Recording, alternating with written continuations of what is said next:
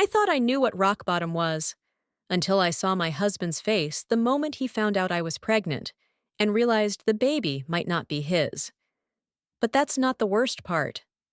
I live in fear now, trapped in a marriage I can't escape, pregnant with a child I'm desperate to protect, and haunted by the man I once loved with my whole heart. This is a story about betrayal, survival, and the terrifying cost of hope. I got married young, barely 18. People said it was reckless, naive, impulsive, but I didn't care because I was in love. The kind of love that makes your chest ache just thinking about him. He was everything: my son, my future, my best friend. He treated me like a queen, held my hand through every fear, made me laugh when the world felt heavy. I thought we were invincible. We moved to another city together, started fresh, enrolled in college, worked part-time jobs, built a life from scratch. It wasn't easy, but we made it work. We saved, planned, dreamed big. Eventually, we bought a spacious apartment, opened a small business. Life was moving forward. But after 7 years of marriage, the cracks began to show. And they all started with the one thing I couldn't give him: a child. We tried. God knows we tried. But I couldn't stay pregnant. 3 miscarriages, 3 silent hospital rooms. 3 times my world collapsed. I went through hormone injections, IVF cycles, endless tests, second and third opinions. But nothing helped. And with each failure, something inside me broke. He started resenting me, quietly at first, then more openly. His disappointment turned to coldness. His words, once gentle, turned sharp. I could see it in his eyes. He no longer saw me as his wife. He saw me as the woman who couldn't give him what he wanted most. And the worst part? I agreed with him. I began to believe that I was defective, dirty, like my body had betrayed me, that my very existence was broken. I tried therapy, I journaled, I prayed. But the sadness never left. It lived inside me, deep in my bones. Then came the affair. I found out through a text notification he didn't bother to hide. Her name popped up with a heart emoji. I confronted him. He didn't even deny it. Just looked at me with cold indifference and said, "What did you expect?" I should have left then. I wanted to, but I had nowhere to go. My parents died when I was a teenager. They left me a tiny apartment in my hometown. That was the only thing in my name. Everything else, our home, our business, the cars, was shared. But that didn't last either, because 6 months later, everything was gone. Police, investigations, frozen accounts. He had been laundering money through our company without my knowledge. He was caught, but somehow managed to avoid prison with a suspended sentence. But we lost everything. We packed what little we had left and moved into my tiny childhood apartment. I hated it. Not just the cramped space, the peeling walls, the broken memories. I hated how I felt inside it, like a failure. Still, I stayed, because I believed that maybe this was our rock bottom, and we could rebuild. I tried. I redecorated, cooked, waited for him to come home from work. He got a job with a friend, promised me that one day we'd rise again. "Just give me time," he said. I wanted to believe him. But the warmth was gone, the intimacy, the touch. The man I married had been replaced by a ghost. And I felt like one too. The turning point, that's when I reconnected with old friends. My former best friend Alina still lived in town. She welcomed me with open arms. Through her, I met her brother, Sasha. Sasha was different. He didn't pity me. He didn't treat me like glass. He listened. He made me laugh. He reminded me that I was still a woman, still alive. At first, I resisted the connection. I told myself it was just loneliness, that I was vulnerable, that it meant nothing. But the nights grew colder, and so did my husband. Eventually, I stopped fighting it. One night, I let go of everything, the pain, the guilt, the fear, and I let Sasha in. And for the first time in years, I felt wanted.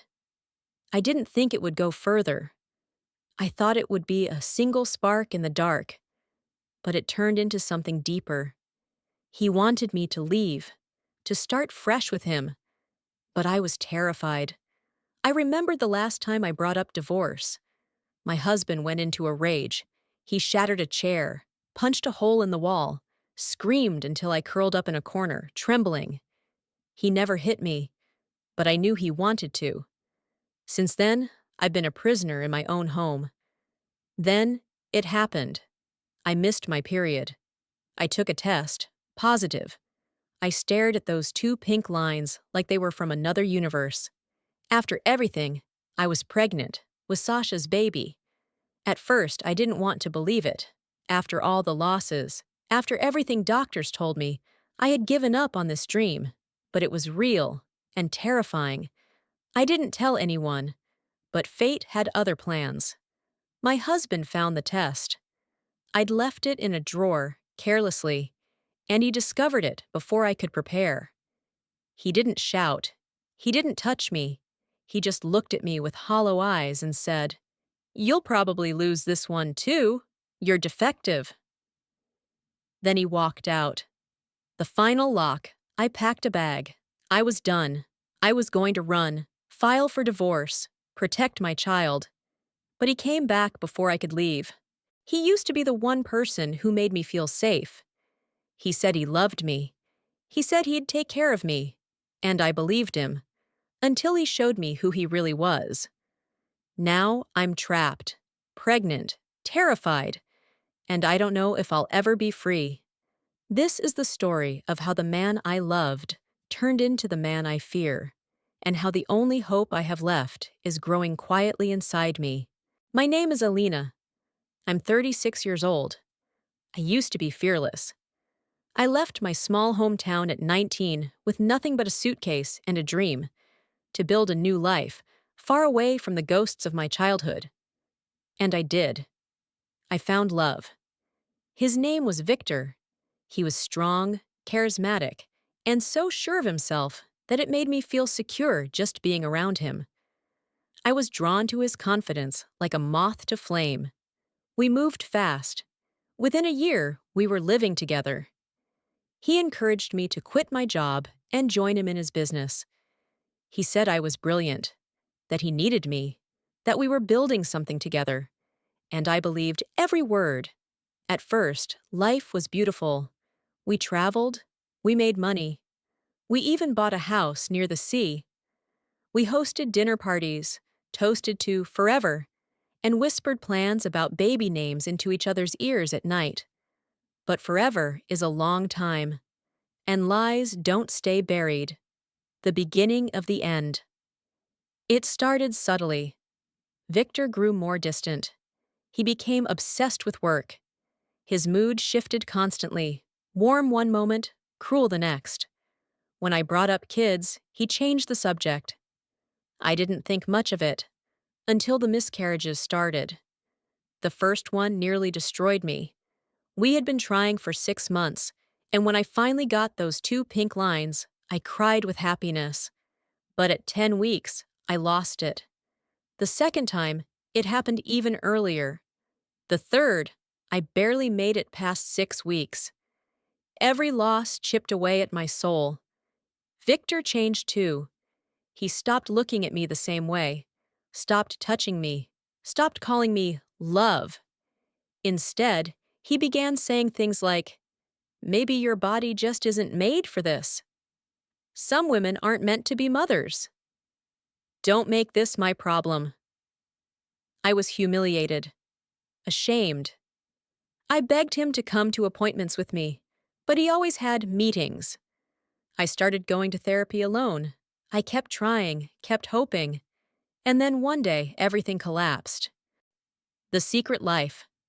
I found the messages by accident. His laptop was open, and there they were. Hundreds of texts, photos, voice messages from other women.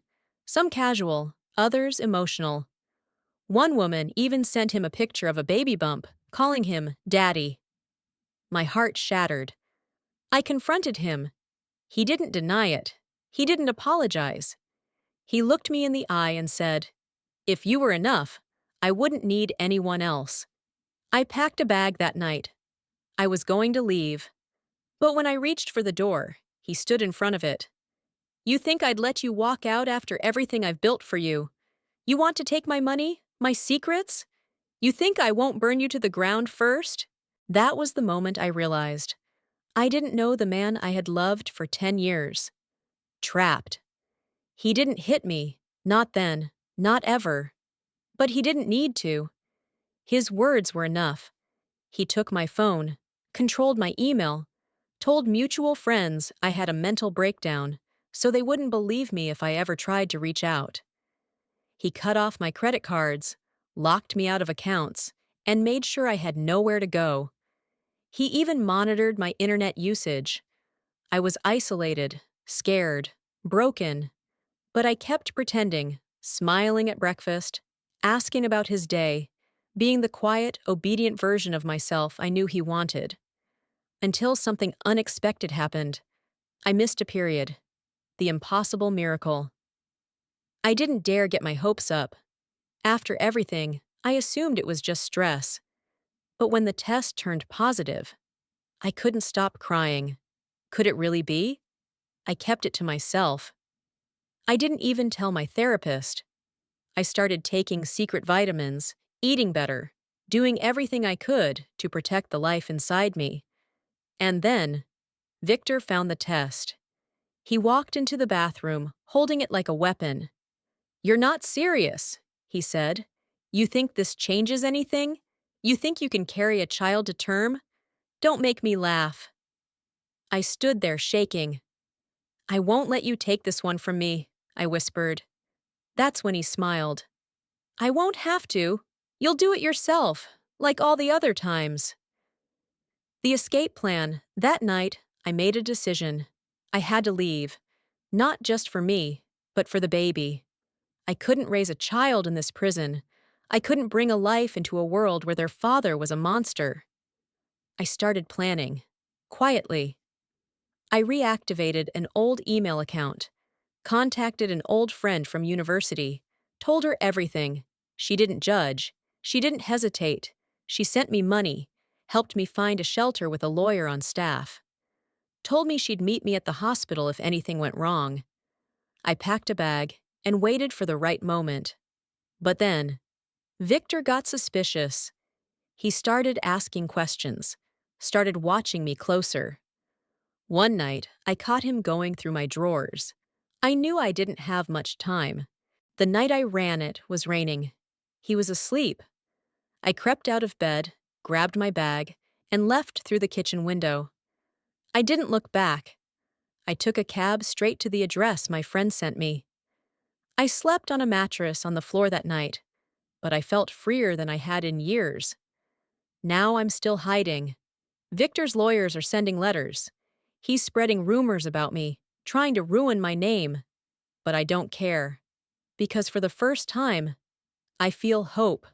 I go to prenatal checkups alone, and each time I hear the heartbeat, I cry.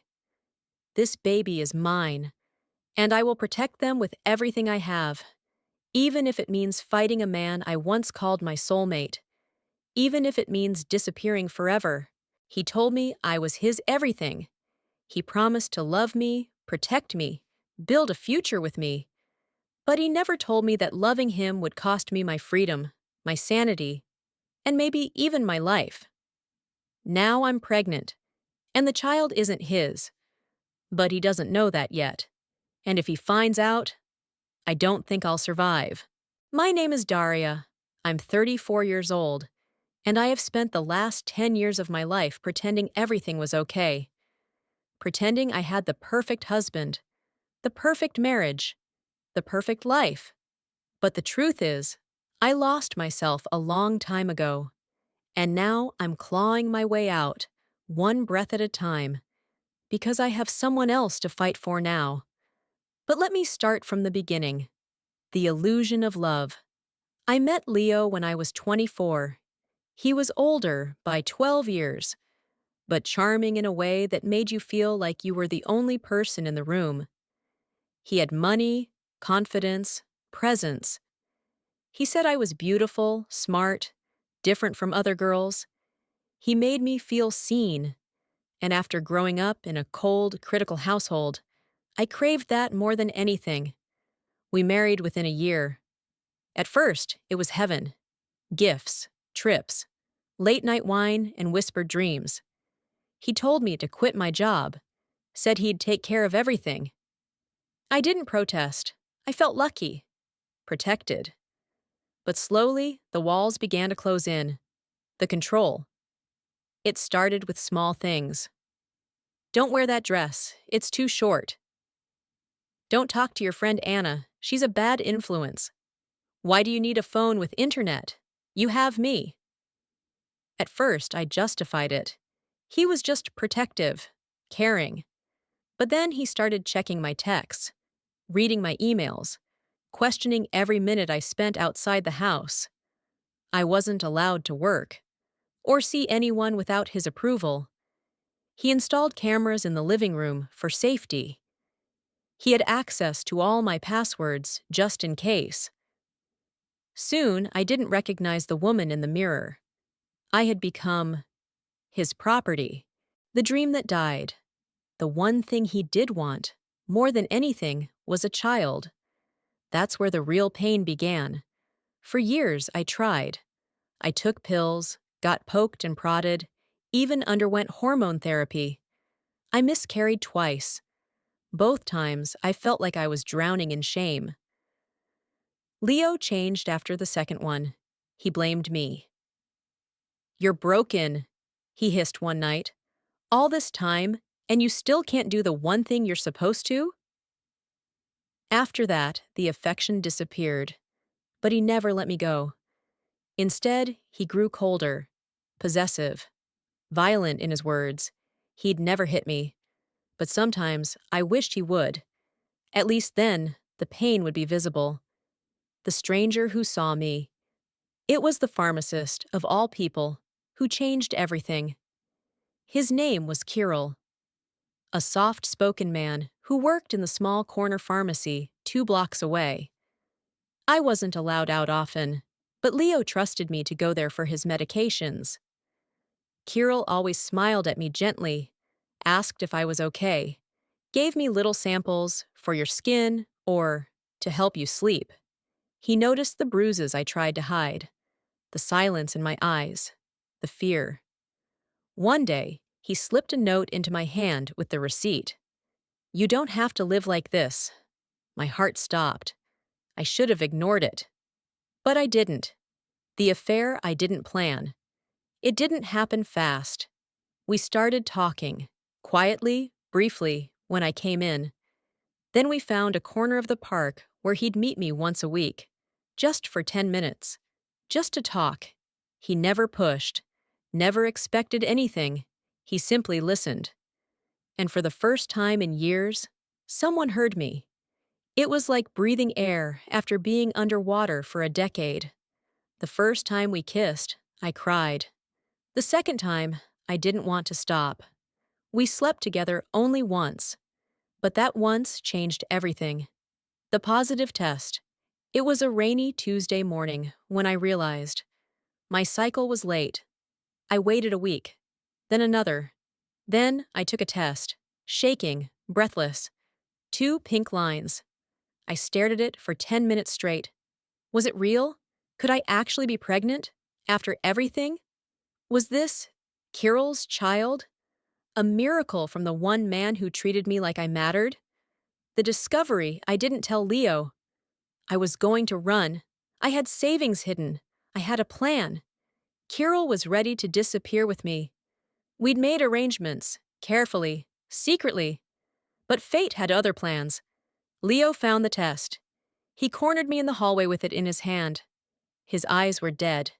His voice, flat. "Who's the father?" he asked. I stayed silent. He didn't hit me. Instead, he smiled. That's what I thought. The trap that night. He locked all the doors, changed the Wi-Fi password, disconnected my phone. I don't care whose baby it is, he said. If you try to leave, I'll go to the police. I'll say you poisoned me, that you tried to steal from me. You think anyone will believe you? He had everything: cameras, emails, edited recordings. I realized he had been preparing for this for years. Not a husband, a jailer, the final escape. I waited. For weeks I obeyed. I smiled, I cooked, I pretended. And then, one morning, I did the unthinkable. I escaped through the laundry chute, left my phone behind, ran barefoot 4 blocks to Kirill's car. We drove for 8 hours straight. We're in a safe location now. I've changed my name, filed a restraining order, working with a lawyer, and most importantly, I'm still pregnant.